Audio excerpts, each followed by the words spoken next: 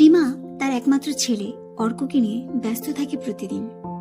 অর্ক আধুনিক যুগের ছেলে, সবকিছুতেই নতুন কৌশল আর প্রযুক্তির উপর নির্ভরশীল। মা যদি কোনো পুরনো ঘরোয়া পদ্ধতি বা অভিজ্ঞতার কথা বলতো, অর্ক বলতো, মা তুমি এখনো সেই পুরনো চিন্তায় আছো। একদিন অর্ক অসুস্থ হলো, ডাক্তার দেখানো, ওষুধপত্র সব করেও আরাম পাচ্ছিল না। তখন রিমা তার পুরনো ঘরোয়া উপায়ে এমন কিছু করলো যা অর্ক দুদিনের মধ্যে সুস্থ হয়ে গেল।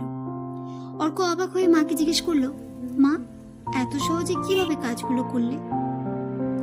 রিমা হেসে বলল, পুরনো অভিজ্ঞতা কখনো ভুল হয় না রে, পুরনো চালই তো ভাতে পারে। সেদিন থেকে অর্ক মায়ের জ্ঞান আর অভিজ্ঞতার প্রতি শ্রদ্ধাশীল হয়ে উঠল।